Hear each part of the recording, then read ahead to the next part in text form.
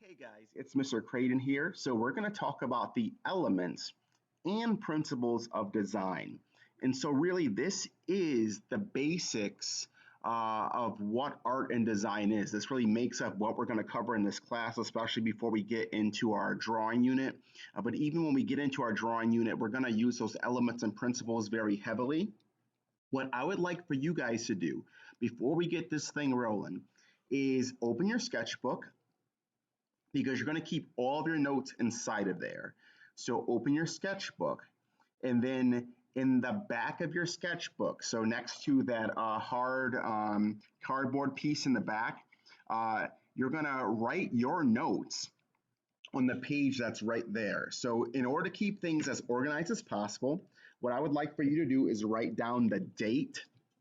So write down today's date at the top of the page. It makes it easier for you to find the notes when we get back to it. So the more organized it is, the better. So write down the date at the top of the page, and then write down the headline of this presentation just to make sure it's very easy to find these terms. So again, write down the date and then the headline of this presentation. And of course, the headline is going to be elements and principles of design. And also it's part of art as well. But elements and principles of design. So write that down and then we'll get this thing rolling. Alrighty, so I'm going to break down each term very simply, and the only thing you'll have to write down is just the term and the definition next to it underneath that headline. So again, all you have to write down is the term and the definition next to it underneath this headline. So let's get this thing rolling. So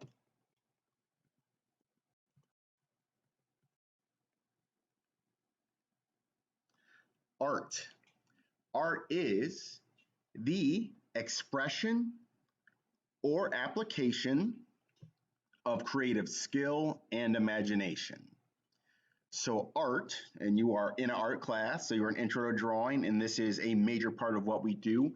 Art is the expression or application of creative skill and imagination.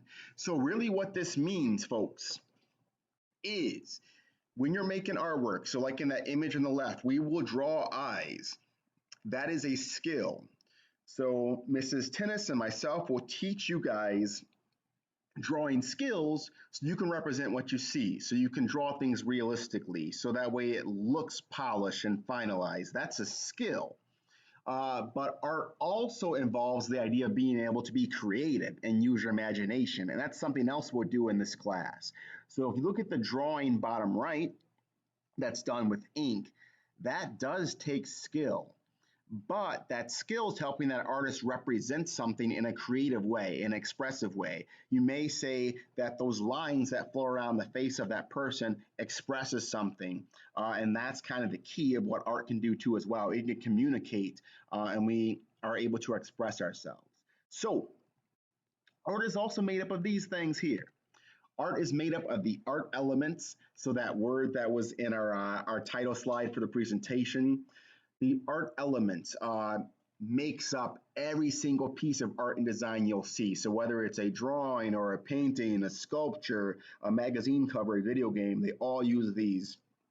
And art elements are visual components of an artwork. Again, art elements are visual components of an artwork. It's what an artist uses to make art. So again, it's visual components of an artwork. It's what an artist uses to make art. So if you look at the images on the screen, so on the left side, you have line, color, value, shape slash form, space, and then also texture. So these components, these elements make up any artwork that you'll see. And if you look at the image of the Mona Lisa, you've probably seen her before. Those elements are used in that image. So in the Mona Lisa, you have lines and colors and values and shapes. She is a shape. space, and also textures. So we're going to break down what those things are. But think about even when you were a kid, think about all the way to when you were in preschool and you made finger paintings. Well, those use art elements. So your handprint is a shape, but also the paint is a color. So any piece of art, no matter how simple or complicated it is, it uses art elements. And our first art element is this thing, line. So line is a mark made with a pointed tool. In our case, and you can have, lines in real life, of course, but we're focusing on the idea of us making artwork. So a line is our term, and the definition is a mark made with a pointed tool. And it's important to think about that element of it because you are in an art class, you're going to use different supplies. So whether using a pencil, color pencil, marker, pen, charcoal, doesn't matter. If you can make a mark with it, and that mark ends, that's a line. So there's different types of lines. If you look at that Iron Man image, so that uses different types of lines, like the example right near the bottom. So lines that are vertical going up and down, north and south, lines that are horizontal going side to side, east to west, also lines that are on an angle, which is a diagonal, and even lines that curve and they're more organic. So there's different types of lines that we'll use in our images, like in your first project. But that's what a line is. So the next thing is when you complete that line, we get this, shapes. So shapes is the term, and the definition is going to be areas clearly separated from their surroundings. So again, the definition is areas clearly separated from their surroundings. So anytime you have your line and you close off that line, that does give you a shape. And that part's important because any enclosed space is a shape, whether it's geometric, like the example top left. So, squares, circles, rectangles, just, the basic geometric shapes, or the shapes are more natural, like in the drawing bottom left. So the shapes of a face. Anytime you close off those areas, it is a shape. And if you were to draw a face, which we'll do in the future, those are all built and made up of individual shapes. And those shapes are just more natural because that's the way God designed us with these really cool, organic, and free flowing shapes. Well, our next art element is this, and that is value. And that's something that we'll deal with pretty heavily this semester. But value is going to be the lightness or darkness. And that part's very, very key to what value is. Value is the lightness or darkness of an element, surface, or color. Value is the lightness or darkness of an element. So an element, you can have lighter or darker lines, lighter or darker shapes. Also a surface. If you look at the table you might be sitting at, or the couch or chair you're on, even if you look at your own hand and arm, there are lighter and darker parts according to the light that's hitting it, so the light source. So whatever's closer to that light feels lighter or looks lighter. Whatever is further away is darker, and that's how you can tell objects are three-dimensional, and that's the way God designed us, which is, again, really cool that our eyes can perceive that light to see that things are three-dimensional. Or color. Clearly, you can have lighter and darker colors, so you can have, light blues, dark blues, and just this wide range of colors. But that's why value is important. We're going to deal with values in order to make our drawings look 3D. So if you look at that value scale at the bottom, so the far left is dark, the far right is lighter, and there's a range of grays in between. We're going to use those in our drawings eventually to make our drawings look 3D.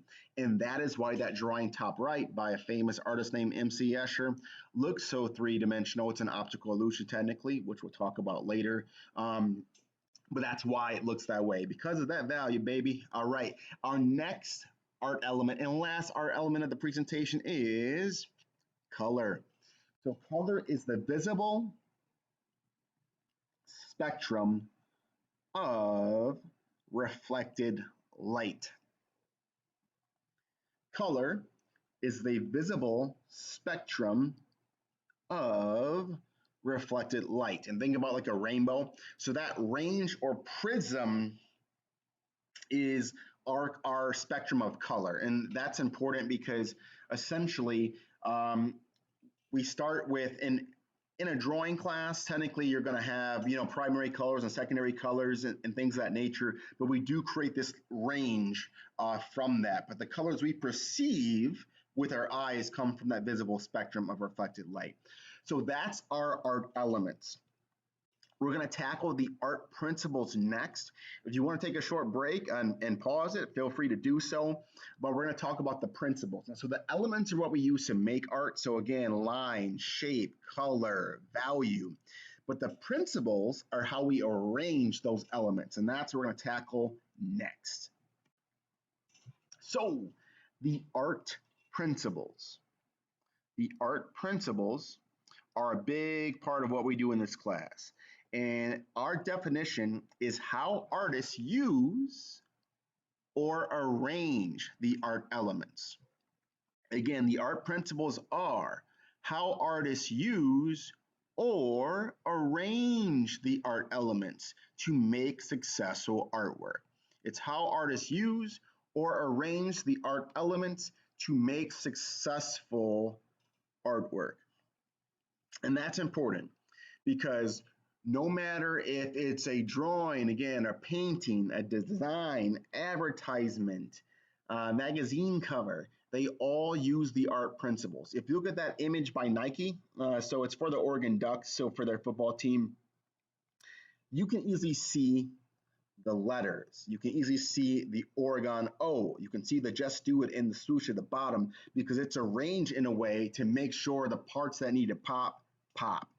Same thing with the Scream poster. That's done in a way where it seems polished and finalized and finished. And the Black Panther poster too does the same exact thing.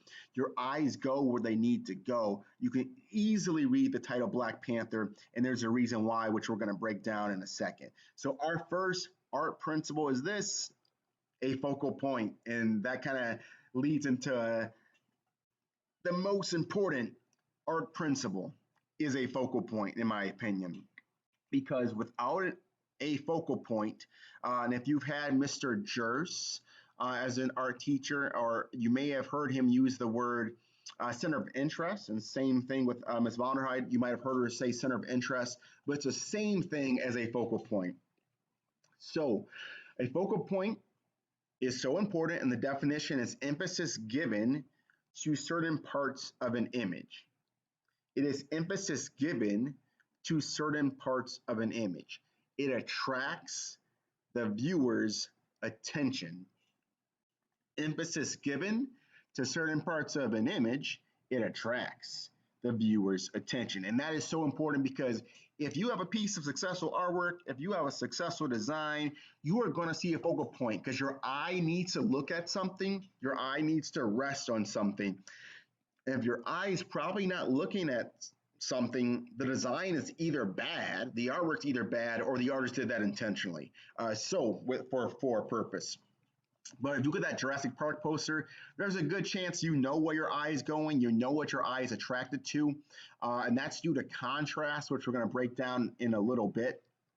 But same thing, those simple designs at the bottom, your eye's drawn to one thing or another. If we focus on that design in the middle, the one that uses the green circles, if you were to close your eyes and then look at that design, there's a good chance that your eye actually sees the circle with the dark outline around it first. And the reason why is that design has the most contrast, and contrast is the difference between something.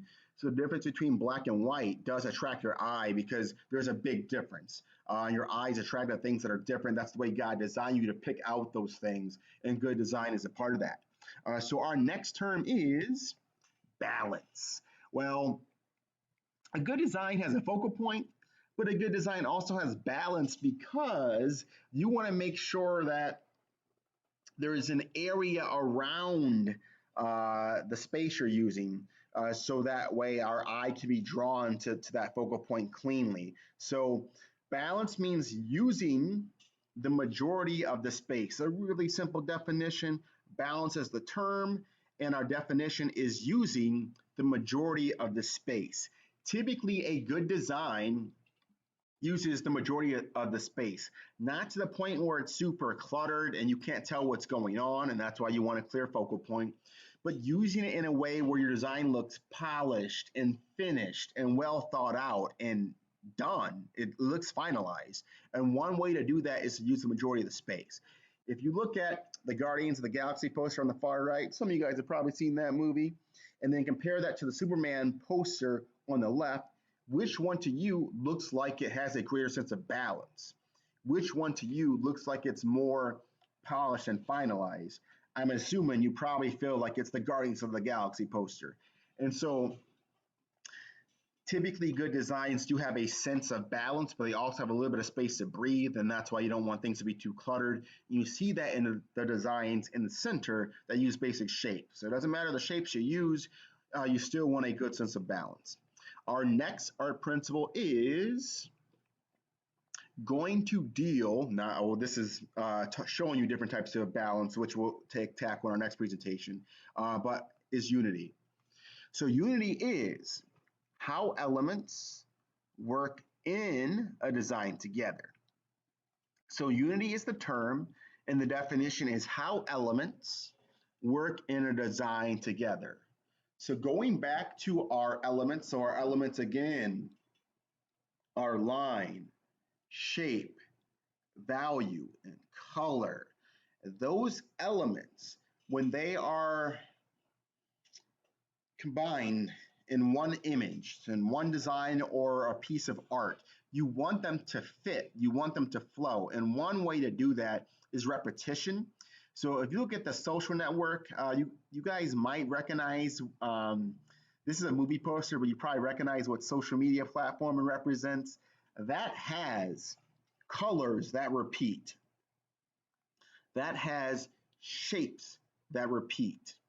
And that makes it flow together. Same thing with that Sports Illustrated cover from when the Eagles won the Super Bowl. You see colors that repeat. You see shapes that repeat, like the two players. You see it's arranged in a way where the focus stands out. Like those letters are so big and so bold that they stand out and your eyes see them. So these things work together and they fit together well. And both images have a good sense of balance. So that way they're not too cluttered and not too barren and empty. It's just a nice sense of shapes and colors. So you heard me say the word repetition. And that's a great way to show unity. And repetition is our last term. Repetition is same or similar. Again, repetition is going to be same or similar elements of design that appear multiple times. So it's same or similar elements of a design that appear multiple times. It gives it a good sense of rhythm. If you look at that sculpture bottom left, that bronze colored sculpture, those shapes repeat. It gives it a good sense of rhythm and unity, like those shapes fit together, of course, because they're the same type of shapes, even though some are bigger, some are smaller. Same thing with that line design. So you look at that drawing that uses lines. You guys maybe have made a design like that in grade school. We're going to do something similar for our first design, which uses lines. But repeating those lines gives it a sense of rhythm, but then changing those lines also gives a clear focal point. So kind of combining those two principles. You can see that hand because the hand's different than the straight lines behind it. And it gives it a focus because it's different. Your eye wants to see what's different. And then also, of course, again, repetition is found in different designs. Again, repeating the colors, repeating the shapes, and that gives us that sense of repetition, that sense of unity. So just in summary, art elements are what you use to make art. And you have actually a little sheet of paper that you are given. So on that sheet of paper, it shows you all the art elements, but it also gives you a definition for art elements. So again, it's what you use to make art in summary. So line, shape, color, value, space and texture we'll get to later, but these are what we use to make art. And then also the art principles, how you arrange the art elements to make them successful. So we want to make successful artwork. We want to make artwork that communicates, artwork that's clear, artwork that has a nice skill level. And we do that by arranging things, by putting thought into things, by making things work. And we do that through balance. We do that through emphasis, aka a focal point. We do that through unity on repetition, which is patterns and rhythm. And then we also do that through contrast and movement, which we'll get to later. But that is the art elements and the art principles in summary. And this is the core of what this class is built around and the basics of intro to drawing. So we're actually going to prepare for a project that's going to use these things, and I'll break that down shortly.